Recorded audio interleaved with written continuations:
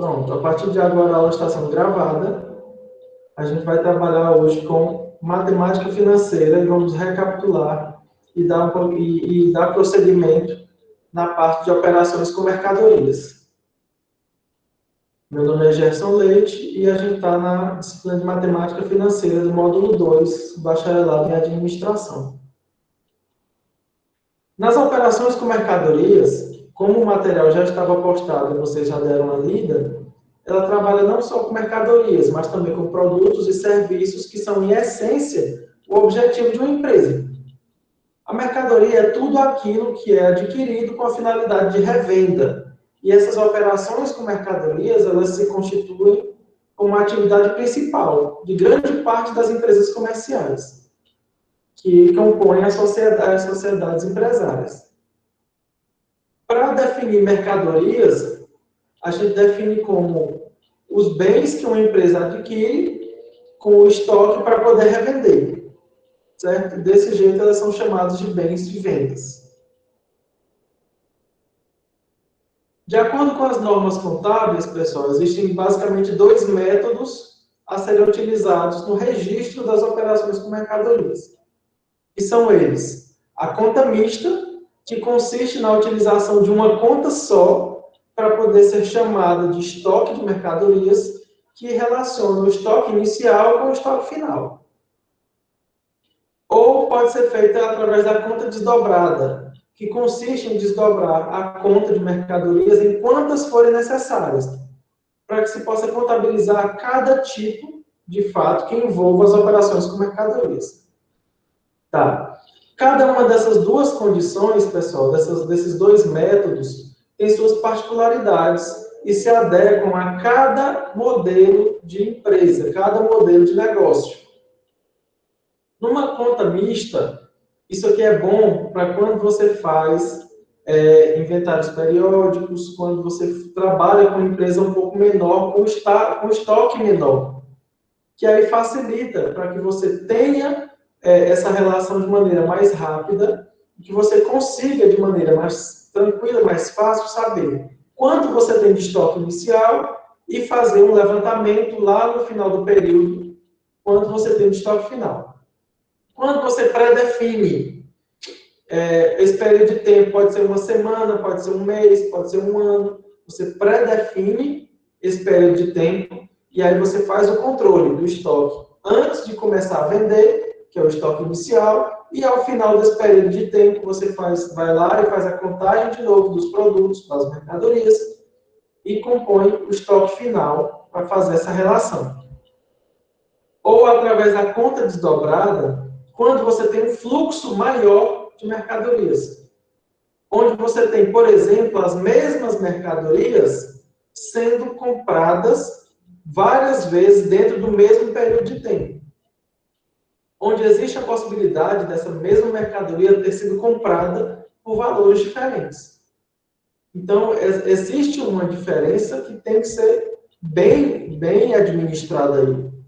Porque imagine, eu vou comprar um pacote de açúcar, certo? Então, na segunda-feira eu comprei um fardo de açúcar, estava, por exemplo, R$2 a unidade. Na quinta-feira, eu comprei outro fardo de açúcar, estava R$2,10 a unidade. Se o meu preço de venda estava estabelecido lá para aquele valor inicial, eu tenho que tomar cuidado. Tá? E a gente vai ver um pouco mais à frente como é que você compõe esse preço de venda, fazendo uma organização dentro do teu estoque, para que você não precise ficar sempre atualizando esse preço, para que você não precise ficar sempre repassando ao consumidor. Você consegue fazer isso dentro de uma margem, para que, de acordo com esse aumento, lógico, nesse período de pandemia, tudo virou complicação. Porque teve muitos itens que os valores aumentaram muito rápido e aumentaram de maneira desordenada. E aí isso teve que ser repassado direto para o consumidor, porque comeu a margem de lucro inteira. Um exemplo é o arroz.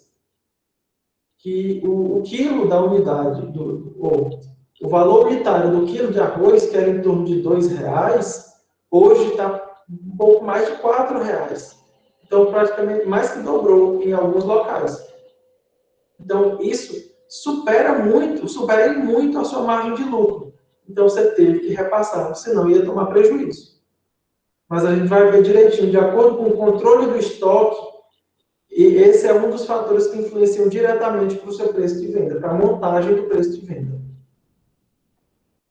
E a gente vai ver isso já já.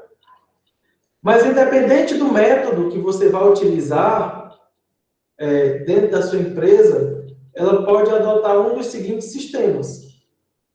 Na hora de você fazer o controle desse estoque, você pode fazer um inventário periódico, ou seja, ele acontece quando a empresa efetua uma venda sem um controle de estoque, certo? Deixando assim de registrar custo das mercadorias vendidas naquele momento. Portanto, o valor do estoque só vai poder ser conhecido no final do período, após uma contagem física de todas as mercadorias existentes. É como eu disse agora há pouco. Desse jeito aqui, você só consegue ter controle do estoque quando você faz o inventário no final do período de tempo pré-definido. Pode ter um problema na hora desse inventário periódico. Se você não controlou, não estimou direito a sua demanda. Se você esperava vender 10, chegou 30 clientes querendo comprar. Então, dentro desse período de tempo, você se deparou com a surpresa de não ter mais estoque, de ter demanda e não ter estoque. E isso não pode acontecer. Entenderam? Esse é um dos problemas do estoque periódico, se você estabelece um período grande e longo de tempo e não faz o controle de demanda. Vários problemas que podem acontecer com essa falta de controle de demanda é você perder cliente. Perder cliente, está perdendo venda, está deixando de arrecadar, deixando de receber dinheiro. E não atendendo o seu cliente, você está dando margem para o seu cliente procurar na concorrência. Tá? Isso influencia muito. Isso não é o que a gente espera. Ou você pode fazer um inventário permanente, onde a empresa controla de maneira rotineira o estoque de mercadorias. A cada compra feita, o custo da respectiva compra ele é acrescido no estoque. E a cada venda efetuada, o custo de venda é diminuído do estoque. Isso aqui a gente vai ver daqui a pouquinho, quando a gente for trabalhar lá nos métodos de gestão de estoque. E aí a gente vai analisar direitinho, principalmente na hora de formular o preço da mercadoria. Que esse inventário permanente, ele é muito atrelado a quando você trabalha com média ponderada, com preço médio, que pode ser um preço médio fixo ou um preço médio dinâmico. E aí vai ser ou de acordo com o que entra e sai, ou você estabelece um e usa ele até o final, fazendo um parâmetro. Mas a gente vai ver daqui a pouco. Então, esse inventário permanente, pessoal, ele é muito enfatizado quando você trabalha com um software. Quando você programa direitinho todo o seu estoque. Você faz o inventário do estoque inicial e você coloca no programa. Item tal, tem tantos. Item tal, tem tantos. Item tal, tem tantos. Com o diário, você distribui, começa a vender. Imagina um supermercado, por exemplo, que trabalha com uma quantidade bem grande de itens e cada um dos itens tem sua quantidade específica. Então, num supermercado, o estoque é muito grande e chega a ser inviável você ter que deslocar funcionários para fazer inventário todos os dias. Então, você precisa ter um inventário permanente. Que aí, quando você faz um inventário só, quando você compra a mercadoria, quando você recebe do fornecedor, você dá entrada nessas mercadorias dentro do estoque. Você dá entrada como? Você pega as quantidades, pega quem são os itens e lança no sistema. A partir do momento que venda, a cada item que é vendido, esse item ele é retirado do estoque e é feito automaticamente dentro do programa, dentro do sistema. Você pode estabelecer stops, estabelecer alertas. Por exemplo, quando estiver faltando só 100 itens, 100 unidades daquele determinado item, para você ser avisado. Para dar tempo, você entrar em contato com o fornecedor, solicitar uma nova compra e aí o item chegar para que você não fique com o estoque zerado de nenhum item.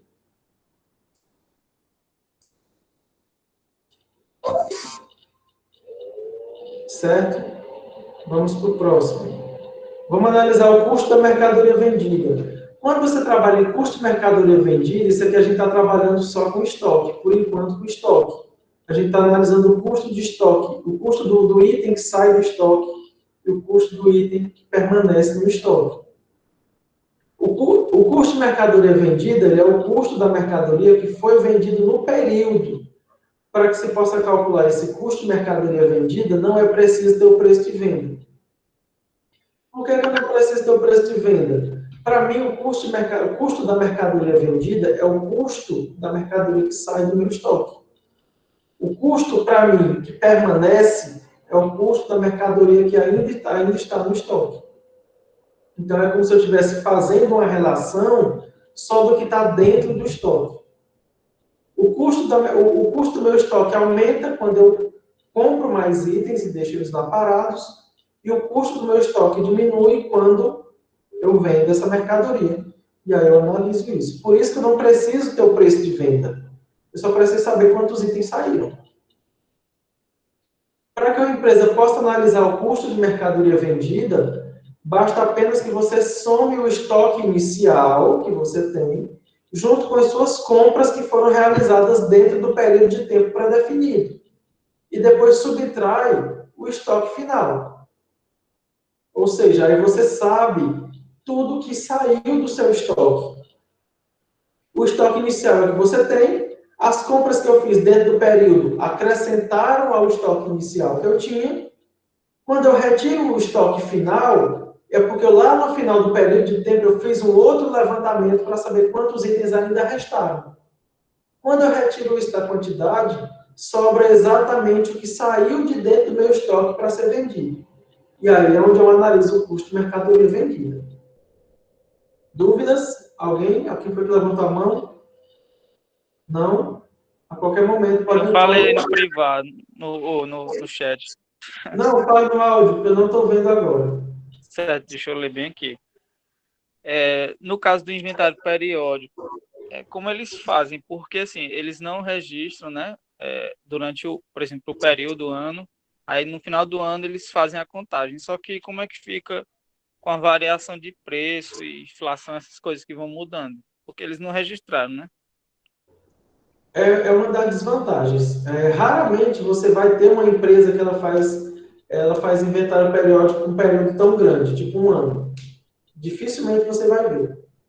A grande maioria, principalmente das empresas maiores, elas fazem inventário mensal.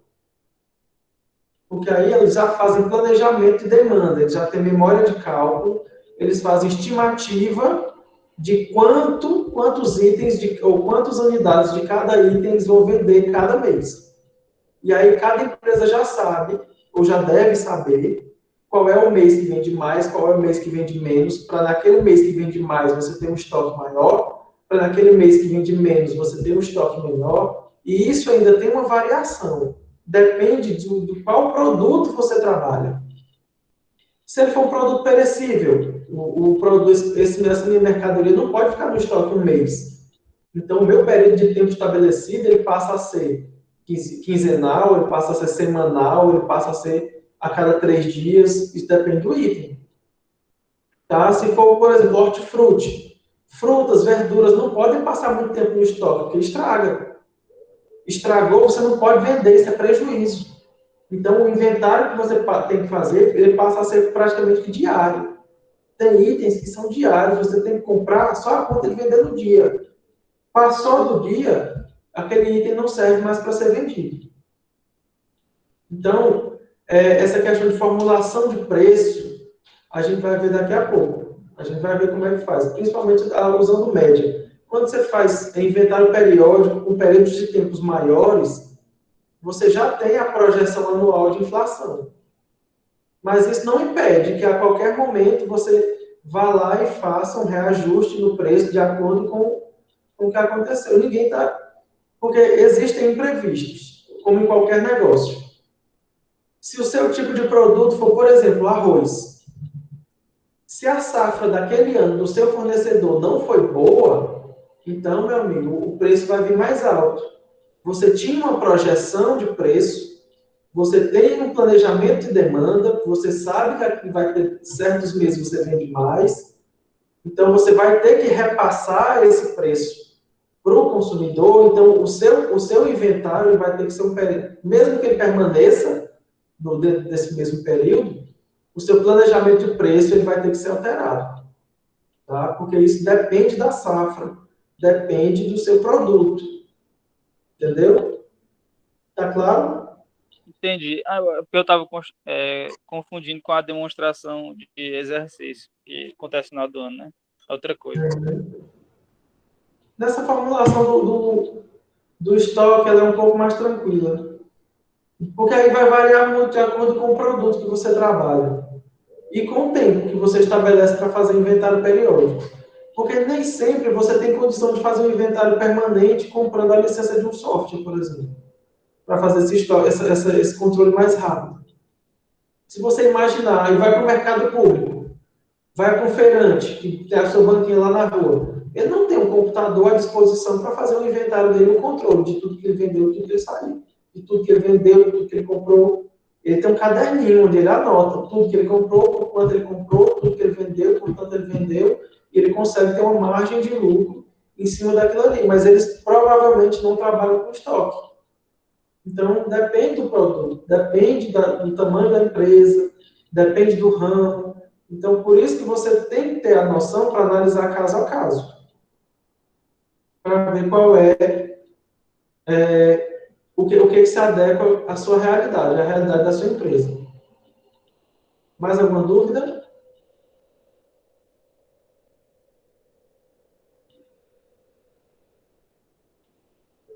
Nós Pode seguir. vamos lá para a formulação do custo da mercadoria vendida. O custo da mercadoria vendida, pessoal, é uma despesa e na apuração do resultado vai ser deduzido a receita líquida de vendas.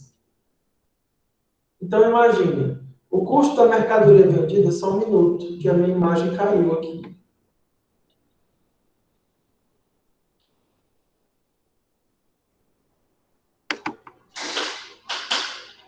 Voltou a imagem? Voltou. Pronto, só um minuto que eu vou botar, esqueci de botar no modo avião.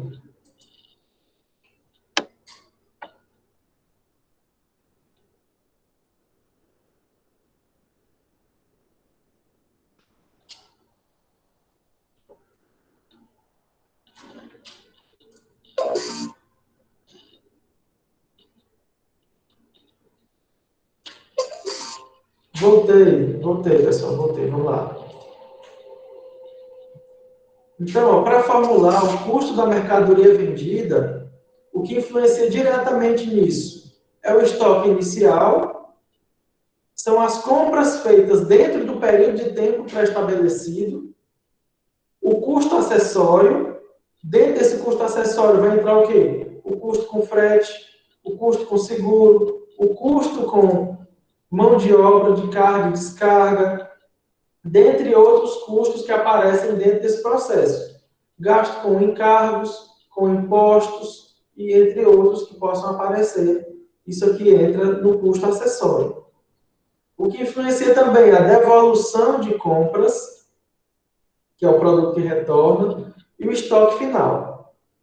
Então, o custo da mercadoria vendida vai ser o quê? O estoque inicial, acrescido das compras efetuadas dentro desse período, ou seja, se você teve mais compras, o seu estoque foi aumentando, por isso que é somado. E o custo acessório. Quem compra é quem paga o frete. Então, se você faz a compra diretamente do seu fornecedor, você paga o frete, você paga os impostos, você paga os encargos para receber sua mercadoria dentro do seu estabelecimento. E aí você ainda pode pagar um custo de mão de obra de carga e descarga, que é acrescido do valor da mercadoria. E você vai deduzir disso as devoluções e vai deduzir disso o estoque final. Por que devolução? Porque a mercadoria ela não saiu, ela saiu e retorna para o estoque.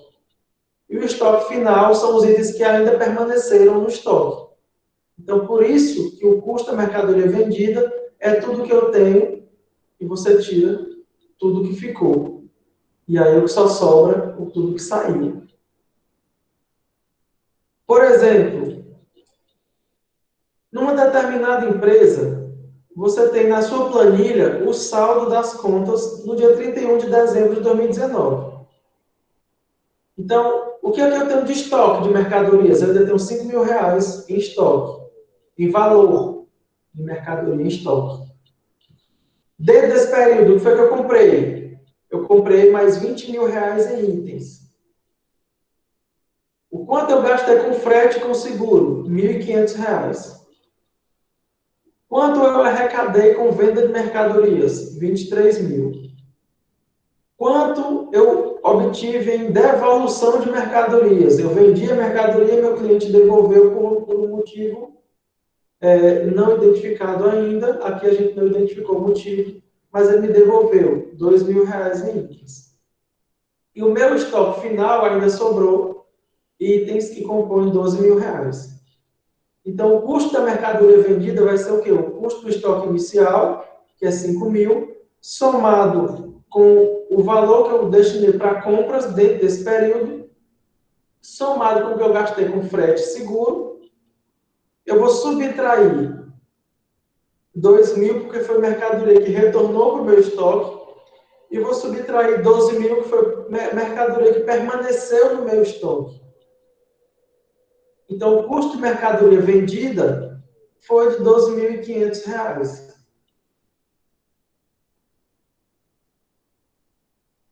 Isso é uma fórmula tranquilinha de fazer, quando você lembra o que é cada um desses itens aqui. Mas quando você olha direitinho, ó, você identifica o que é cada uma dessas expressõezinhas, você joga diretamente na fórmula e isso fica tranquilo de fazer. E para analisar um resultado simplificado da conta de mercadoria vendida. Apurando os resultados das contas de mercadoria, pessoal, você consegue identificar se a empresa teve lucro ou se teve prejuízo dentro desse período. Aqui vocês perguntam, poxa, peraí, eu tinha um estoque inicial de 5.000, eu fiz várias operações e terminei com um estoque. Tem uma relação de custo de mercadoria vendida de 12.500. Peraí, eu tive lucro ou tive prejuízo? Para saber isso, pessoal, a gente pode obter através do resultado da negociação com as mercadorias. Isso pode ser apurado na DRE, que é a demonstração do resultado do exercício, onde isso é chamado de resultado bruto com mercadorias, e é obtido através dessa seguinte equação. O RCM, que é o resultado com circulação de mercadorias. O resultado com circulação é todo o resultado que você obtém desse entra e sai de mercadoria. Entra, sai, volta, que são as devoluções, e aí a gente consegue ter o RCM, que é uma relação das vendas, da devolução de venda e do custo de mercadoria vendida, que foi a relação do que saiu. Então, ó, usando os mesmos dados do exemplo anterior, ó, o meu estoque inicial era de 5.000, foi feita uma compra de 20.000, gastei 1.500 com frete seguro, vendas de mercadorias 23.000, devolução de mercadorias 2.000 e meu estoque final 12.000. Então, olha, eu obtive 23.000 em vendas, só que eu tive R$2.000 em devolução e meu estoque ficou de 12.000. Então, o meu RCM foi de R$8.500. Recapitulando, o que é esse RCM? É o resultado bruto de mercadorias. E aí você se pergunta, se o RCM for positivo ou se ele for negativo? Porque como é uma relação de soma e subtração aqui, ele pode ser positivo, pode ser negativo ou pode ser zero. Então, se ele for positivo, significa que o valor das vendas das mercadorias foi superior ao custo dessas mercadorias. Ou seja, se você teve mais lucro do que custo, Ou se você teve mais venda do que compra, mais receita do que despesa, você teve lucro. E esse lucro apurado nas vendas, ele denomina-se lucro bruto. Olhem que a gente está fazendo bem inocente ainda. A gente não fez relação de imposto, de encargo, de mão de obra, de despesa, a gente não fez relação ainda. A gente está pegando simplesmente compra e venda de itens. Então, isso é lucro bruto. Toda vez que o RCM for positivo, isso indica lucro. Se o RCM for negativo, isso significa que o valor das vendas das mercadorias foi inferior ao custo delas. Opa, se eu tive mais despesa do que receita, eu estou tendo prejuízo. E esse prejuízo é chamado de prejuízo sobre venda. Quando o RCM é zero, então isso quer dizer que você não teve nem lucro, nem prejuízo. Você teve uma estabilidade. Só que empresa nenhuma fica feliz quando você tem RCM zero. Por quê? Porque tem despesas correntes que precisam ser pagas e vão ser pagas com parte dos lucros. Então, você precisa trabalhar para o RCM ser sempre positivo. E para algumas operações que afetam compra e venda, as devoluções e os abatimentos. Bem aqui entra muita coisa do que está acontecendo diretamente agora e principalmente foi enfatizado nessa pandemia. Quando um comerciante se vê prejudicado, aqui quando eu falo em devolução e abatimento, se insira dentro do processo. Imagine que você é o comerciante e vai fazer uma negociação com o seu fornecedor. Então, você se sente prejudicado ao receber uma mercadoria. Essa mercadoria, cujo tipo, a qualidade, o preço ou outra característica dela está em desacordo com o que foi pedido.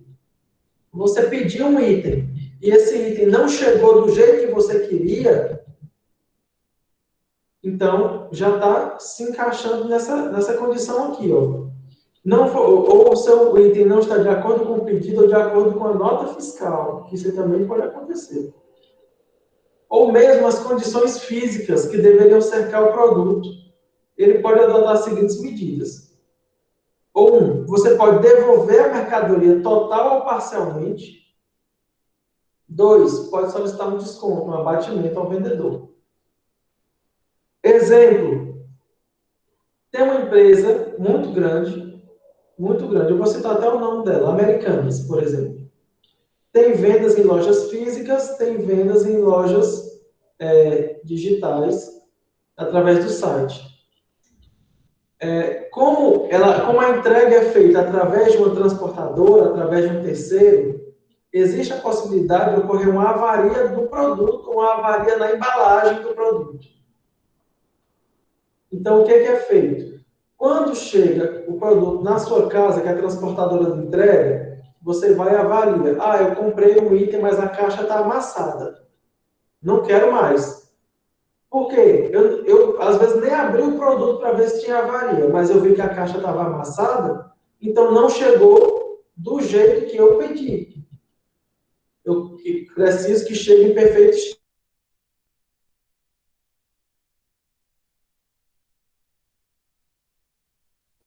Só que hoje eles já têm uma loja virtual chamada Sou Barato. Isso há um tempo. Que o grupo Americanas, ele pega esses produtos que estão avariados ou que estão com as embalagens avariadas e eles são revendidos lá e eles já avisam para o cliente que isso acontece. Ah, esse aqui é reembalado, porque a embalagem teve avaria e foi reembalado numa embalagem da loja, que não a embalagem original do produto. E ele é vendido por um valor abaixo do valor original.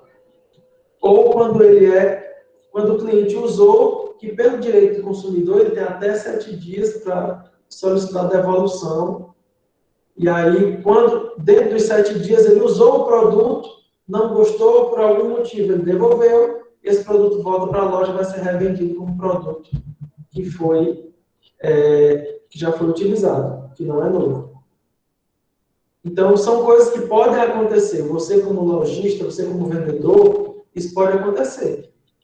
Então, quando você recebe um item e você vai revender esse item, só que esse item chegou em desacordo com o que você comprou, ou você pode devolver, total ou parcial. Quando falo em total ou parcial, isso varia de acordo com o produto. Você comprou uma carga com 1.000 unidades de um determinado item. Dentro dessas 1.000 unidades, você percebeu que 30 chegaram com avaria. Ou seja, você pode devolver a carga inteira, ou você pode ficar com todos os itens que estão de acordo e devolver só os que estão em desacordo com o que você pediu. Que é quando você faz uma devolução parcial. Entendeu? Ou total ou parcial. Ou você pode solicitar um abatimento, um desconto do vendedor. Você pegou esses 30 itens que estavam em desacordo com o que você pediu, mas você viu que dá para vender. Tá com uma avariazinha, mas é só na embalagem. Ah, mas dá para vender. Você liga para o fornecedor e diz, olha, esses aqui chegaram com a embalagem com avaria, me dá um desconto para eu não ter que devolver.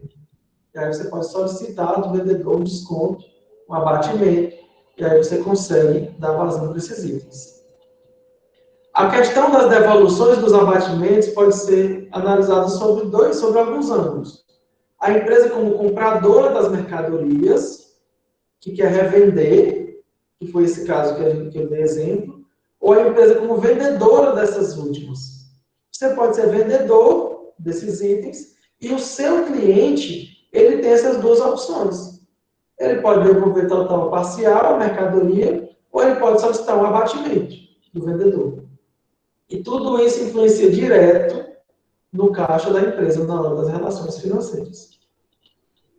Os fretes e os seguros são importâncias pagas diretamente ao fornecedor de uma empresa ou a uma empresa transportadora referente às despesas com seguro e com transporte das mercadorias do estabelecimento até o destino final, até quem comprou. Quantos de vocês já fizeram compra pela internet? Quando você vai comprar, você tem o valor do item e você coloca o CEP da sua residência, o CEP da sua loja, que é para onde você deseja receber essa mercadoria. E nisso, lá ele estabelece um valor de frete, que é o valor que você tem que pagar, que ele é repassado à transportadora, para que a transportadora leve com segurança o seu item lá da loja até onde você vai receber.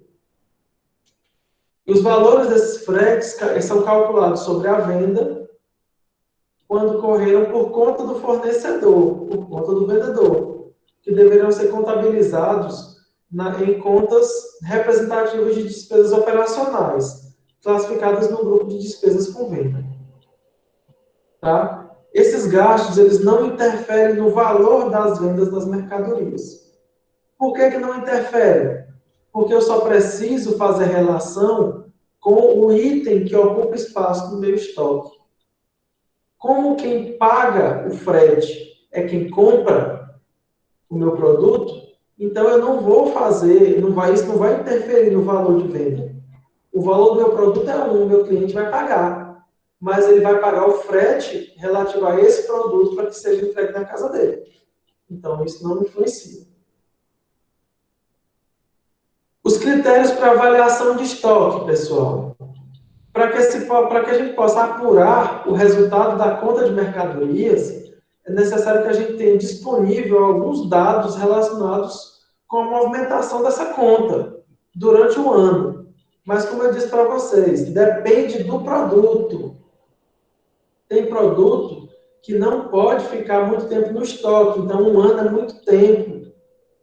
Você pode subdividir esse teu período de tempo em períodos menores e fazer relação de estoque entre eles, e ao final do ano, aí você faz uma relação completa com o apurado de todos os períodos menores. Eu preciso de quê? Eu preciso do valor do estoque inicial, que é o que eu tenho. Eu preciso do que mais? Eu preciso do valor das compras, que é o que eu me desprendo para fazer compra de mercadoria dentro desse período de tempo. Eu preciso do valor das vendas, que é a relação do produto que sai. E aí eu preciso do valor dos estoques inicial e final. As compras e vendas, pessoal, elas são encontradas no livro Razão, no final do período. Porque as contas que os registros foram movimentados durante um ano. Dentro do seu livro, do livro Razão, você tem essa relação inteira, de tudo que entrou e de tudo que saiu.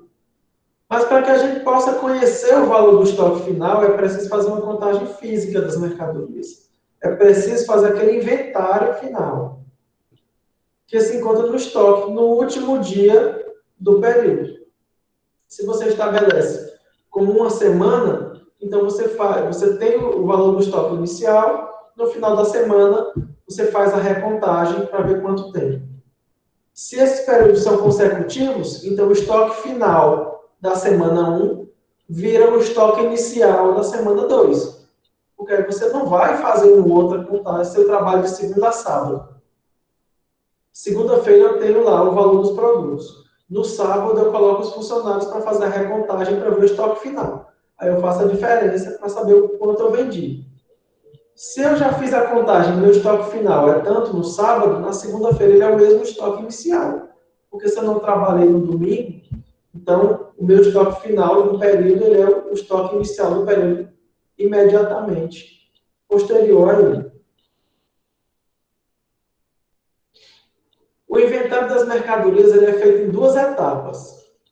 A primeira etapa ela consiste em você relacionar as quantidades de mercadorias, separando de acordo com a marca, com a cor, com o modelo, para que você tenha um controle de quais são os itens e quantos itens você tem de cada tipo. Ah, eu trabalho com sapato, mas os sapatos você separa por quê? Por modelo, por tamanho, por cor, por tipo, e por aí vai. E as quantidades de cada um deles. Você precisa ter essa relação. Depois disso, você vai para a segunda etapa, onde você deve atribuir para cada unidade de mercadoria do estoque o valor do seu respectivo custo de aquisição. Então, quanto custou cada item? Então, você pode ter itens que são do mesmo tipo, mas de tamanhos diferentes, com custos diferentes. Então, você faz essa relação de custo e você acrescenta ao custo de aquisição as despesas acessórias.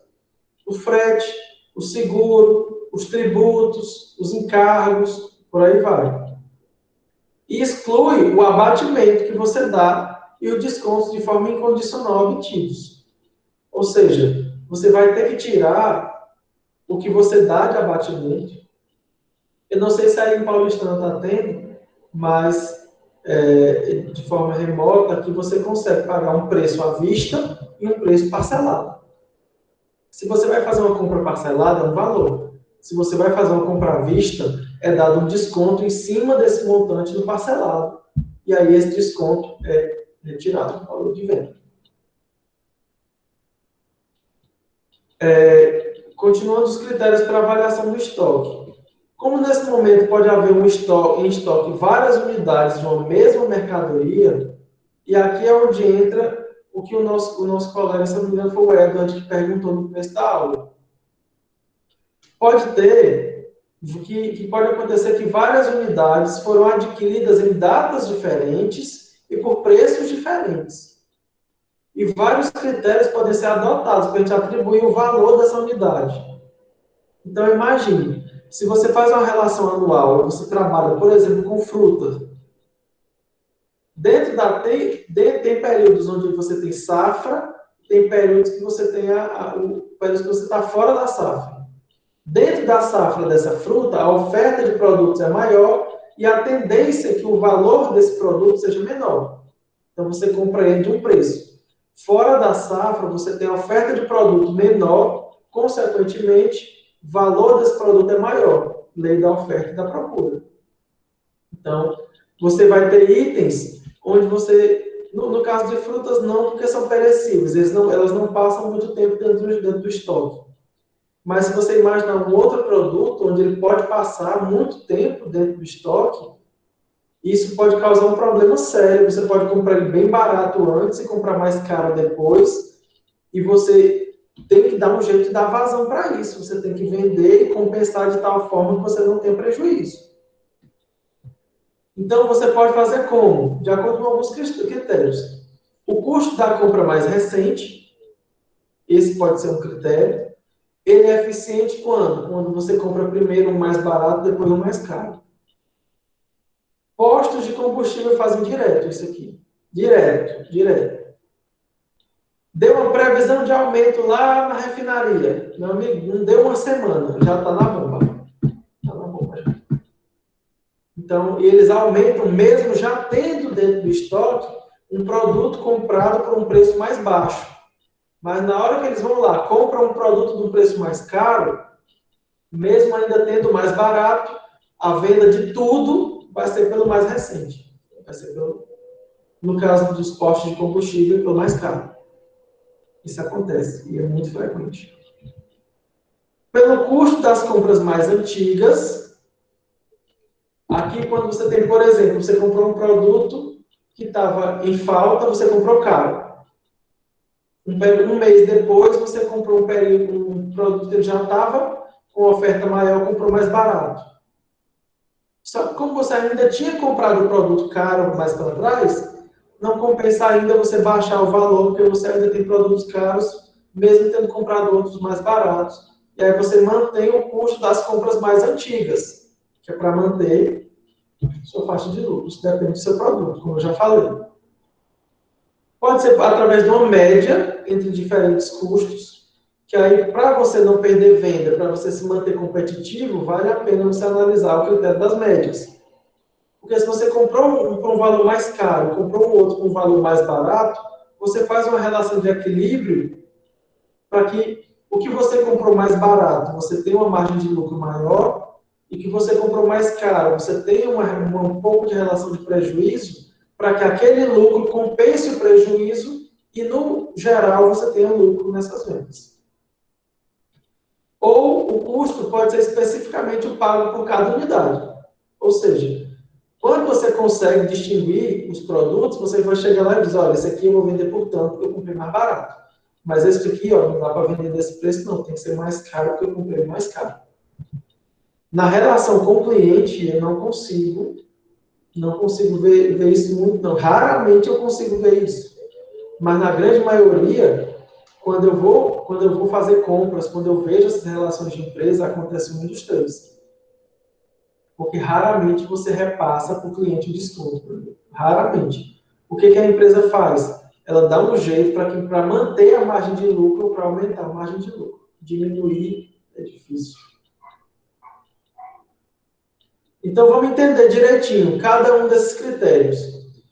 Você pode analisar esses critérios para avaliar seu estoque a partir do preço fixo, preço específico, ou seja, você atribui para cada uma das unidades do estoque o preço efetivamente pago por ela. Por exemplo, quando você vai trabalhar revendendo imóvel, revendendo carro, porque aí você consegue identificar cada carro, cada modelo e quanto você pagou por ele. Então, eu tenho um item carro, eu tenho dois, mas cada um é de um tipo. Cada um custou um valor, cada um vai ser revendido de acordo com o valor que foi comprado. Então, são alguns itens que você consegue fazer isso.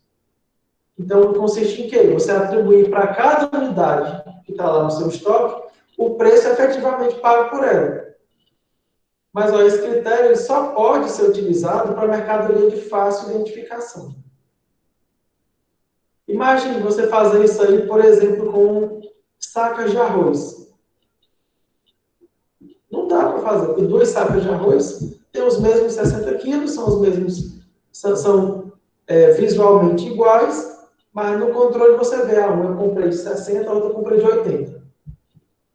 Mas aí o seu cliente ele não quer saber se aquela foi 60, aquela foi 80, ela requeriu de preço mais baixo. Então, preço específico para alguns itens, por exemplo, para uma casa, você vai vender uma casa, vai vender um carro, vai vender um apartamento, para critérios de fácil identificação, beleza, compensa fazer. Mas para outros já não funciona. Tem o modelo PEPS, que ele vem da expressão primeiro que entra, primeiro que sai. Ele é uma tradução. Alguém quer falar? Alguém quer perguntar? Eduardo, pergunte. Professor, no caso, serviços, eles não se incluem esse critério de fácil identificação, né, do preço? Rapaz, depende de qual serviço e depende do meio que você está inserido. Por quê? Você tem profissionais que desempenham a mesma função, mas recebem salários diferentes. Entendeu? Isso varia de acordo com o critério. Aqui, imagine o seguinte: você pode fazer uma relação com o serviço, é como se aquele profissional estivesse dentro do seu estoque. Só que tem profissionais de custos diferentes para a empresa. Vamos supor, por exemplo, o IFP Campus Paulistano. Nós temos professores que desempenham a mesma função, mas eles têm salários diferentes. Por quê? Por causa da qualificação profissional, tempo de serviço, quantidade de filhos, e por aí vai. São critérios que fazem com que um profissional seja mais caro do que o outro. Então, nessa relação de serviço, tem um profissional que ele custa mais caro do que o outro para a empresa. Então, na hora que você vai contratar um serviço, tem profissionais que cobram mais caro e profissionais que cobram mais barato. Então, é mais ou menos isso que acontece na hora da formulação de preço. Mas, a rigor, na hora de serviço, a gente usa uma outra relação. Porque varia Certo, muito. entendi. Varia muito. Tem muita gente que não tem qualificação profissional nenhuma, mas de tanto saber trabalhar, o valor do serviço é muito caro. Não é que é caro. O valor do serviço, ele é bem especificado, ele é bem refinado. Ele já conseguiu agregar valor àquele serviço, ele conseguiu fazer todo um entorno que faz com que ele receba mais. Aí outras pessoas que são mais especializadas não conseguem atingir aquele preço. Entendeu? Mas aí varia muito, varia muito. Não dá para a gente fazer uma relação direta com o produto que a gente guarda em estoque, não. Tem muitas variáveis que influenciam diretamente nisso ainda. Então, voltando para cá. O modelo PEPS, que ele vem da expressão primeiro que entra, primeiro que sai. Ele é uma tradução, pessoal, da expressão inglesa first in, first out. Primeiro que entra, primeiro que sai.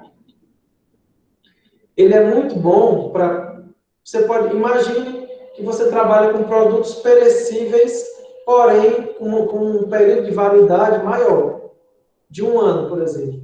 Eu comprei os itens em janeiro, comprei em março, comprei em junho, comprei em setembro. Ou seja, os que eu comprei em janeiro são os primeiros que têm que ir para a prateleira. Por quê? Porque se o meu produto tem um período de validade de um ano, eu tenho que vender logo os que estão mais próximos da validade. Então, teoricamente, são os que eu comprei primeiro, do lote de janeiro. Depois o lote de março, depois o lote de junho, depois o lote de setembro. Então, esse é um exemplo para essa relação do primeiro que entra ao primeiro que sai. Pode fazer o modelo WEPS, que ele deriva da expressão último que entra, primeiro que sai, que ele é uma tradução da expressão inglesa last in, first out, ou seja, ele pega as unidades por último que foram adquiridas, são as primeiras que são vendidas. Isso aqui é um exemplo clássico, é quando você pega um produto perecível com um período um período que estrague bem rápido. Imagine frutas, verduras, legumes, que tem período de decomposição, período de apodrecimento, digamos assim, muito rápido. Ou seja, o último que chegou é o primeiro que tem que sair. Você tem itens... Imagine, você trabalha num supermercado, que você tem vários itens. Esse produto não pode demorar no estoque. Então, o último que entra é o primeiro que sai. Você pode fazer através da média ponderada móvel, você vai fazer uma média móvel com a cada vez que entra a mercadoria, você faz uma compra de mercadoria, você refaz a conta para saber o valor do custo de mercadoria. Ou seja, as mercadorias estocadas, elas vão ser sempre valoradas pela média do custo de aquisição, sendo estes atualizados a cada compra feita. Ou seja, isso aqui acontece no mercado, por exemplo, de postos de combustível. Não com a frequência que deveria, mas acontece. Ou seja, o valor do produto ele é atualizado a cada compra. Se o que eu tenho lá em estoque está um valor. Se eu comprei mais caro, então o valor que eu vou passar a vender vai ser mais caro de acordo com o valor da compra feita. Se um item custava R$5, aí na próxima remessa veio um item e passou a custar R$6. Na média, o produto vai ser vendido a R$5,50. Ah, mas o meu produto era R$5. Eu fiz uma compra na remessa e veio custando R$4. Então, na média, meu produto vai passar a custar R$4,50. E é assim que você faz essa média móvel. Ah, mas eu comprei primeiro, ele custava 5, passou a custar 6. Aí eu fui lá, 5,5. Mas aí ele voltou a custar, ele aumentou e depois diminuiu, passou a custar 4. Ou seja, vai ser 5 mais 6 mais 4, que dá 11, são 3 remessas. Ou 5 mais 6 é 11, mais 4 é 15, são 3 remessas, dividido por 3, ele volta a custar 5. Ou seja, ele custava 5, passou a custar 5,50, depois voltou a custar 5, de acordo com a média móvel. Ou pode ser com a média ponderada fixa, onde essas mercadorias estocadas elas vão ser valoradas só no final do período, normalmente no final de ano. Isso aqui acontece muito com, como é que eu posso dizer para vocês? Me veio agora um exemplo, quando você faz a atualização de preço de um ano para o outro, que você analisa a taxa, analisa a inflação, que você pega um produto que dentro daquele ano ele é sempre o mesmo preço, independente de por quanto você comprou. E você faz uma relação só no final do ano.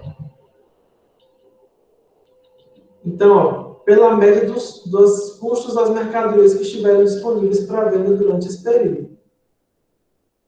Ou seja, aqui está dizendo que esse valor não é atualizado a partir das compras que são feitas no período.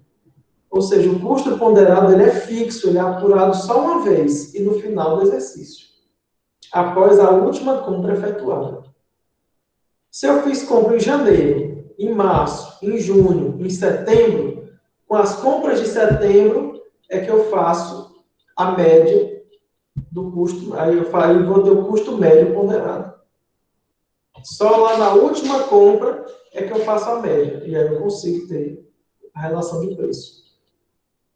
O critério do custo ponderado médio, custo médio ponderado fixo, ele somente pode ser adotado por empresas que utilizem um sistema de inventário periódico, pois é possível a sua apuração final do exercício. Porque é possível fazer uma apuração no final do exercício.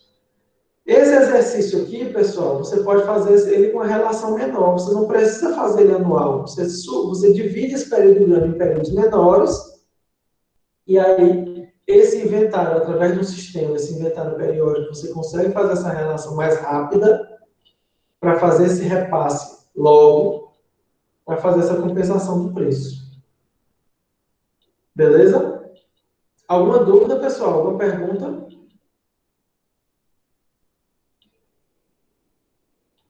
Não? Se não temos pergunta, eu vou interromper a gravação e a gente continua na próxima aula.